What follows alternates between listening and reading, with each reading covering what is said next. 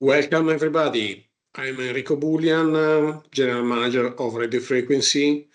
We're going to present our webinar about radio frequency defrosting. Let's wait a few minutes to see if others are joining the webinar.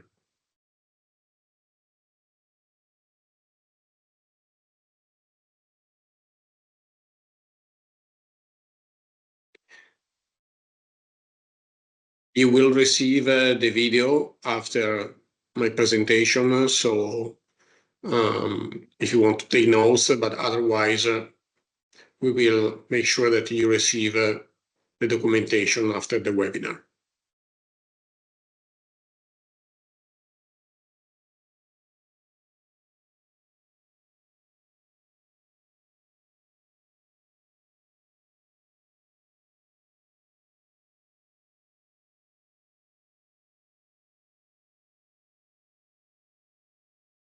Okay, I think we can start.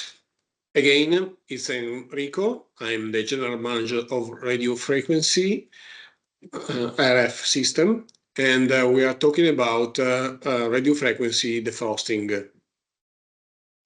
And at the end of this webinar, we will share you the video, so you will have the documentation. Let's start the presentation then.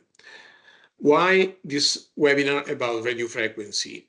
First of all, during my visit to our clients worldwide, I recognize that there is a worldwide shortage of fresh meat. And I see more and more clients increasing the frozen product utilization in their process. So if you experience the same problem, probably you are thinking about introducing frozen meat usage in your facility.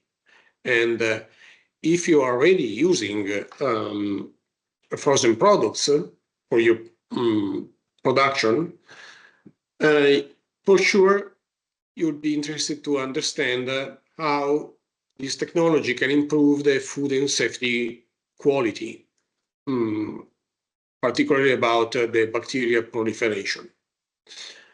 Another aspect that you should consider is the process optimization when you are using frozen products.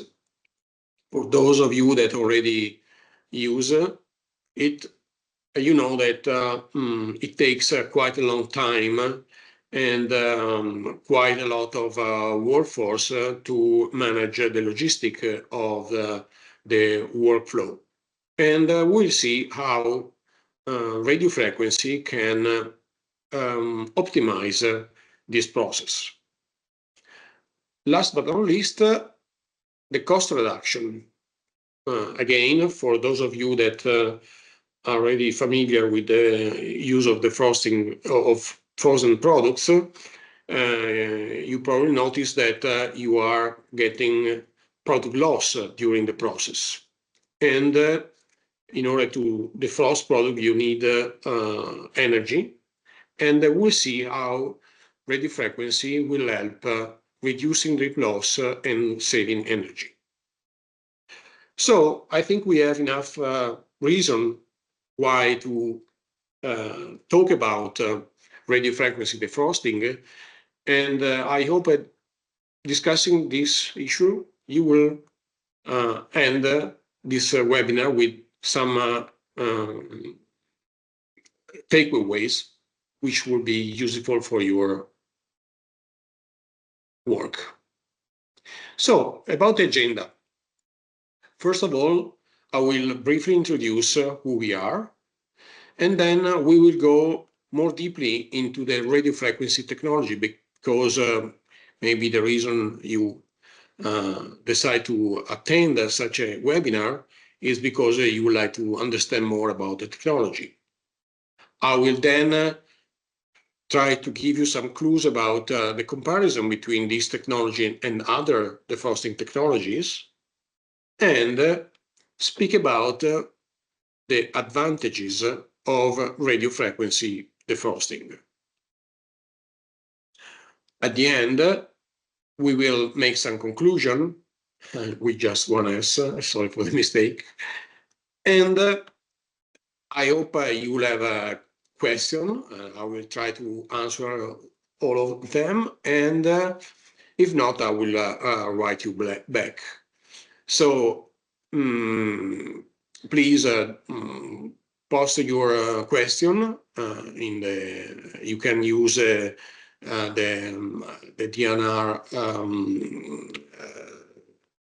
button to and write down your question, and at the end we will discuss about that. So about us, we are based in Italy, 1 hour drive from Venice. We were established back in 1991, so we have more than 33 years of history, and we manufacture heat system for food and agriculture products. But I'm sure you want to know more about the technology, first of all. So, as you, of course, all of you know, any food products has water inside in different percentage, but there is always water in food. So here we have an image of some meat, frozen meat, and as you know, the water molecules have a positive and negative charge because of the configuration of the hydrogen and oxygen atoms. So they behave like a, let's say, like a magnet if we put water under electrical field. This is all about. So here, let's consider an electrode where we apply a positive and negative electrical field. What happens if we put some product under this electrode? Of course, being the product made also of water, the water molecules, like magnet, will try to orientate and to follow the electrical field. So this is what will happen. Of course, it is a representation, it's a graphical representation, but just to let you understand what happened. So, as you can see, the negative part of the water molecules will follow the positive electrode, and vice versa. The positive charge due to the hydrogen will follow the negative field. And so, what we do with our technology, we reverse the polarity of the electrical field at a very high frequency, which is 27 million times per second. This is why this technology is called radio frequency, because we are reversing the polarity of the field at a very high speed, at very high frequency. So what happens if we reverse the polarity? Of course, the water molecules inside the food, here is the representation of a steak, will follow the electrical field. And doing so at a very high speed will force the water molecules to rotate, and therefore by friction they will create heat, because as you know, heat is the mechanical movement of molecules inside the product. So you can understand that in this way we are heating up products without transferring the heat from outside to the inside of the product like conventional technology. We are creating the condition so that the heat is created internally to the product. For this reason, in English, this technology is called volumetric heating, because the heat is generated in all the volume of the product in a very uniform way. Okay. Radio frequency has unfortunately the same radix of radioactive, but I tell you that it has nothing to do with the radioactivity. In fact, in this drawing, you can see that our frequency, which is 27 megahertz, is way below the visible light. It's in the range of the radio broadcasting transmission. So every day we are immersed with our cellular phone, for example, in this kind of frequency. And as you can see, they are below the microwave, for example. And in any case, we are not talking about ionizing radiation. We are talking about no ionizing radiation, which do not affect the health of the operator or the health, the safety of the food. In fact, here below, you have a link to the Food and Drug Administration that consider this technology just a normal heat treatment. And there is no need to additional certification requirement for using this technology. So it is considered, and it is, a normal thermic treatment.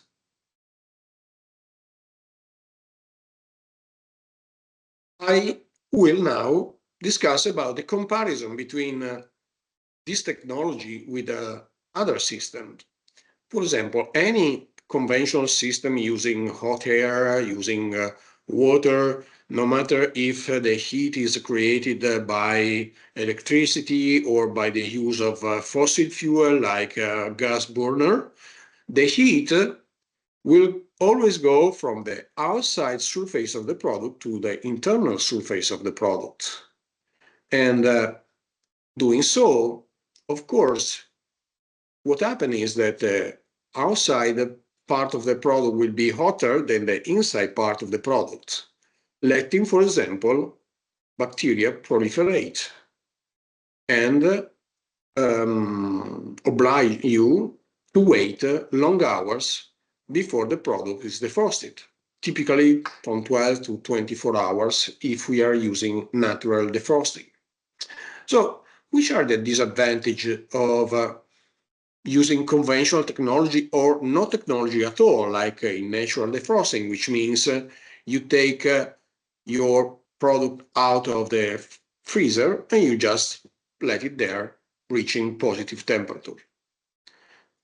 One of the biggest drawback is the disadvantage of having a longer time, because for your production, maybe you need to wait long hours, and you are stuck about the flexibility. You cannot change the day after your production, because you had to plan in advance the defrosting one day before. Another aspect that I already mentioned is the bacterial proliferation. Of course, you can imagine if the product outside is already at positive temperature and you wait other 12 hours, is not great for the food safety of your products. And probably most of you that already use defrosting product, you know that if you are not using any kind of technology, especially when defrosting in natural way, you will have a big economic loss, which is the water exiting the product that we call the trip loss. There is another technology which is similar to radio frequency, which is also a volumetric technology, but is different. And I will explain you the main differences, which is microwave. In a microwave, the field is generated in a magnetron, and the wave are guided into the chamber from a single injection point to a waveguide. In fact, for those of you that have a microwave in your house, you know that you need to rotate the plate. Why? Because the wave goes from this single point of injection to the product, and they bounce back to the chamber like a ping pong ball. So it's a random system where you have some disadvantages. The first one being that, as you can see from this design, part of the radiation is absorbed by the chamber itself. So you will have some energy which is dissipated into the chamber. And the other disadvantage is that microwave being much shorter than radio waves, for example, they are centimeter long. In our case, with 20-second frequency, our waves are 12-meter longs. Our waves are able to penetrate very deeply into a big block up to 25 centimeter of frozen meat, for example. In the case of microwave, those short waves are not able to penetrate deeply. This is why microwaves is used in home appliances, because usually you have a ready-to-eat product which is very thin to defrost. So I already discussed which are the disadvantages of this penetration. Sorry, even here with only one hand, not two. And you have also the creation of hotspot, and later I will explain you why this happened. Hotspot meaning that there is a tendency of having at the surface higher temperatures that run away, and which is difficult to control. And then you have energy dissipation. So let's pass to analyze what happened in a radio frequency defrosting system. The product is driven by the belt in between the electrode. And as you can see, we apply, and as I explained before, this variable electrical field, which force the water molecules inside the product to rotate. And by rotation, they create friction, and therefore this friction will create the heat. And this is the only technology that really allow you to achieve a fast and at the same time uniform and controlled defrosting. So the advantages in this case are that the defrosting is very uniform because it happens in all the volume of the product at the same time. You have the advantage that it is fast and that is very efficient because you're not losing any energy. If you will touch, for example, the conveyor of the machine, the conveyor will be cold. There is no hot air, there is no part of the machine which are heated. So you are consuming energy only when the product is inside the machine. You do not need to turn on and to heat up the machine. You will not waste any energy, and you will use all the energy just to defrost the product. So in this map, I would like to leave you a diagram where to position the different technology for defrosting. In one axis, the X horizontal axis, I have the process time, which can be slow or fast. And on the vertical axis, I have the towing quality.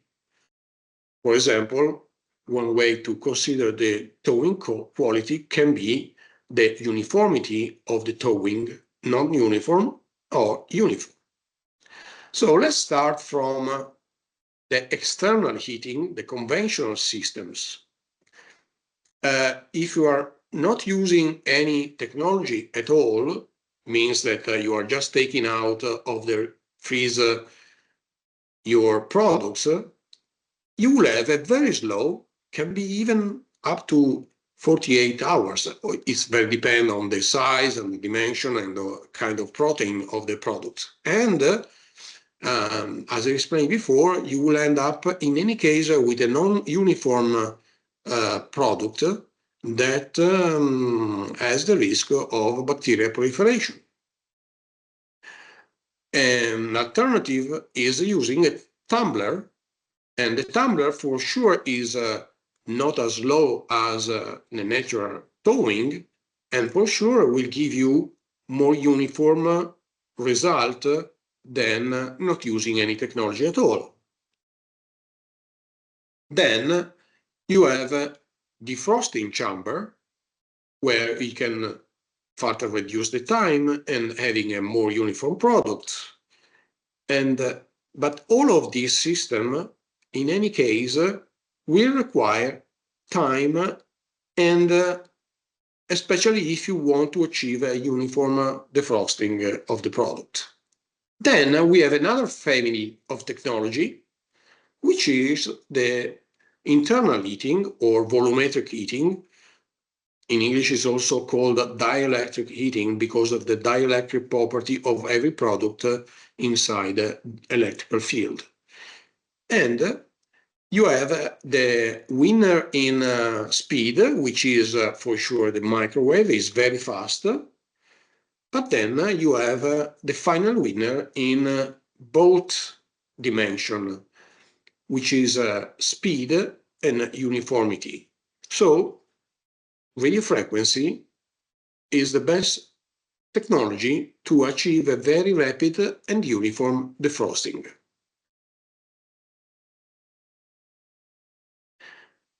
Now, what we can do with this technology in food and food processing?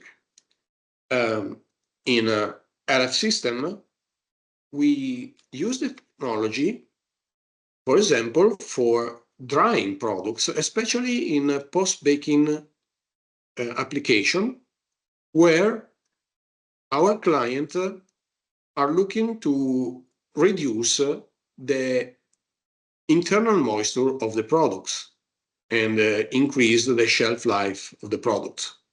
But we can also use this technology to help our client further increase the shelf life, killing mold and bacteria, especially in bread application, where we can achieve a very long shelf life without the use of chemical products. We can also use this technology for the sanitization of agricultural commodities, to kill insects and larvae in rice, cereals, legumes, and many other products. And last, and we are talking about that today, we are using this technology for defrosting. So now I would like again to explain you why you should consider defrosting with the radio frequency and which are the advantages using this technology. And which kind of product can you apply with this technology? Any kind of protein, from meat, fish, and poultry, but it can be used also for vegetables, dairy products, and fruit, even IQF fruit.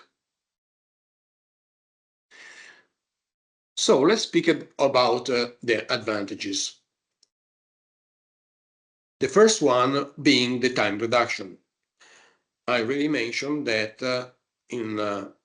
when you are not using any conventional system or you are using other, you will take a very long time to defrost the product. But with this technology, believe it or not, with a block up of 25 kilograms of meat, typically you can have a range between 20 and 30 minutes to defrost uniformly this block of frozen product.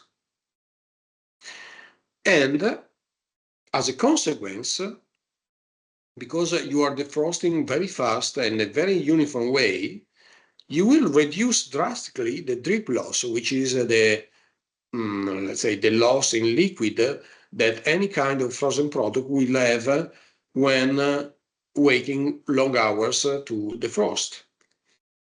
And this is a big economic advantage because, of course, you will increase, using this technology, the yield of your process.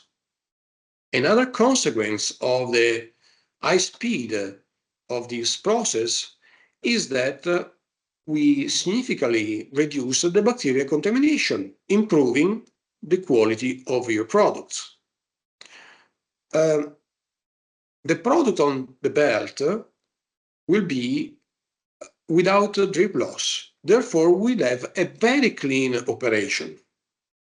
For those of you that, for example, use no technology at all or the frosting chamber, you know that at the floor you will have liquid, you will have blood, you will have contamination even entering and picking up the product after the frosting. Here, without touching the product, but because the product is on the belt, you don't have this kind of safety issue. In fact, you can also defrost the product, keeping it in the original packaging, no matter if it is plastic or cardboard or both of them. So you have another big advantages that you can, first of all, maintain the characteristic of the product. Think about I always make this example, defrosting octopus using a tumbler, you will obtain a soap and you will destroy the octopus. With this technology, you just keep your octopus in the original packaging, or you can put them naked on the belt, and there will be no mechanical and no fiber deterioration because we are not changing the organoleptic, the color, the taste of the product. We are preserving the characteristic.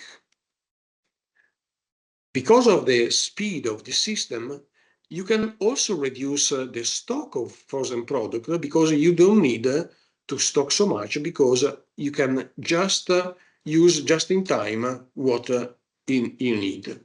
And then there is a very big help in the workflow, in the handling, because you don't need to have a team of people one day before in a few minutes just taking out tons of product from your freeze, and then again when it's ready to send somebody to test the temperature and move them. Here you can reduce the people that will manage the defrosting because it's a just-in operation and you can load the belt easily with one or two operators, one to input the product on the belt and one for the exit. You can also reduce the space dedicated in your plant, in your facility, to the defrosting because the envelope, let's say the dimension of our system are limited. The smallest system is 4 meters long. Of course, we have a wide range of machines that go from smallest one that can defrost 300 kilograms per hour to the biggest system in line that can defrost up to 6 tons per hour. And as I explained you before, there is no thermal dissipation, meaning that we are using all the electrical energy just to transfer it to the product without wasting energy into the chamber, into the air, and therefore is a very efficient system. And it is not using fossil fuel. So in those market where you can have access to finance because you are reducing the carbon dioxide emission, this is a technology that can allow you to do so.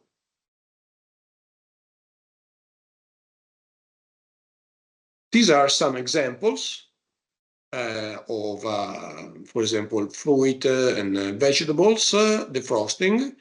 And on the lower part, you have some example of, I think it's shrimp in the original packages. As you can see, you can even overlap the products and keep them in the original packaging, or you can put them on tray, on plexus tray, like in the image on the right. So the system is very flexible and allow you to use naked products or product in the original packaging, and it's allow you to defrost many different products. The machine has a PLC where you can store the recipe for each product, and it will be very easy to operate because the operator has just to recall the recipe for that product and then put the product on the belt. So, we are at the end of this webinar. The conclusion, I hope that you will bring home some takeaways, especially for those of you that have not considered yet the use of frozen meat or product. I hope that I gave you some clues to understand how adopting this technology you can have an easier utilization of a frozen product in your facility. And if you're already using other system or no system at all, I hope that you can consider the adoption of this technology because of the lower bacterial proliferation and the improved quality that you can obtain with this technology. And you should not forget that the main advantage of this system is to shorten the defrosting time. And this means for you, for example, being able to increase your production capacity or to be much more flexible in the management of the workflow, which means you do not have to care one day in advance to put your product out of the freezer, but you can add additional product just in time in case you need to increase your productivity on a daily basis. And do not forget the increasing the yield that you can obtain with this technology, because you can, of course, reduce the drip loss, and the drip loss is a very big economic loss. Just to give you some ideas, some examples, our clients are able to pay back the investment on such equipment from 6 to 12 months, only considering the saving in the drip loss. So I am at the end of our presentation, and please, if you have any question, let me have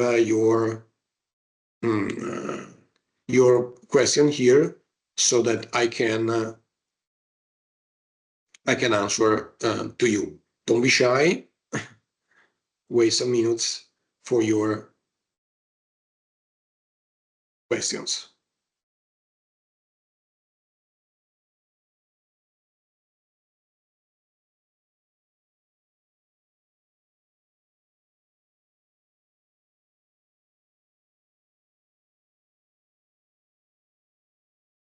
Okay, so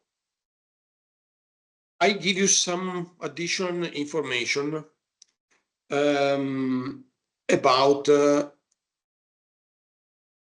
Okay, what is the throughput of the equipment? As I said, we have a different, let's say, range of product that goes from the smallest equipment able to defrost about 300 kilograms of product in an hour, and this is the entry level, to the biggest system that combining line can arrive up to 6 tons, so 6,000 kilograms per hour of defrosting. Other information that I will have to give you is about the energy consumption. I forgot to mention you that I told you that you can save not only the drip loss but also the energy. Typically, the range of consumption of this equipment is between 30 to 50 kilowatt hour to raise the temperature of 1 ton of product from -20 to -4. So based on this number, again, 30 to 50 kilowatt hour for 1 ton of product, you can compare with other conventional system and see the saving in energy.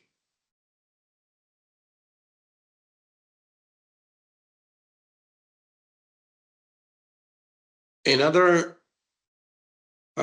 information is about reaching positive temperature. Many times, let's see, I'd like to ask you about some practical, let me check again there is a question I'd like to ask you about some practical situation. Let's say some company using microwave equipment and then change it for RF equipment. How much money they are winning? Good one. The big saving is in the maintenance of the equipment. We know that using microwave, the life of the generator, the magnetron, is quite limited. And especially for those configurations where there are multiple magnetron, you get finally a big cost of replacement every year. In the case of radio frequency, there is only one generator. You see the picture of the machine on the back of my screen, and there is this bulky part in the central position is the generator, and it has a lifespan of around 15 to 20,000 hours, so it can practically the duration can be up to 4 to 5 years.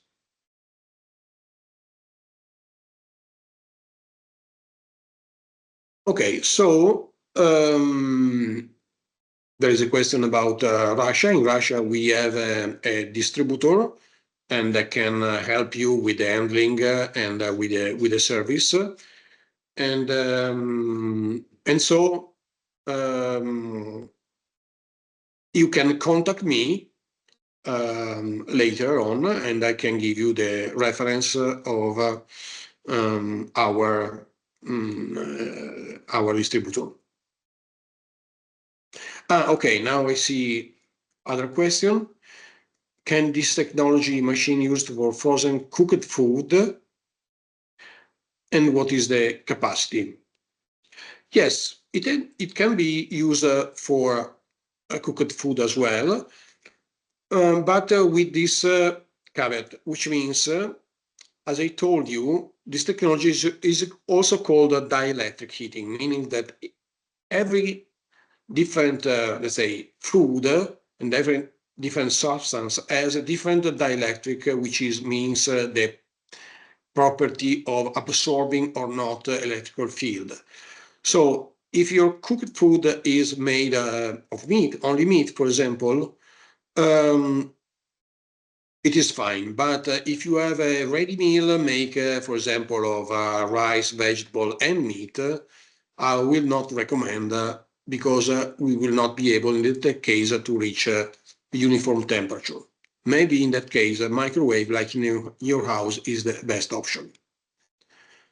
Other question is, if we have very non-uniform product in one package, is it okay? Okay, I think if the question is about the let's say dimension, yeah, it's okay because it's, let's say, package. But if you mean different product of different protein, like I explained you, mixing chicken with meat and pork is not a good solution for this technology. The other one is, can products be used for further processing directly after defrosting? Yes, and in most of the case, our client are asking us to reach -4 because they need to keep the chain of cold. In other case, they ask us to set the parameter of the machine at -1, which, by the way, is the maximum temperature that we can achieve. And then, for example, in the production of salami, they mix with the fresh meat, and so they get an average positive temperature. For example, in other case, like fish defrosting, our client prefer to go out at -4 again because it's easier to do the filleting and the cut of fish when it's still thaw but not deeply frozen. Okay, there is one about do operator need special protective equipment? No, they do not.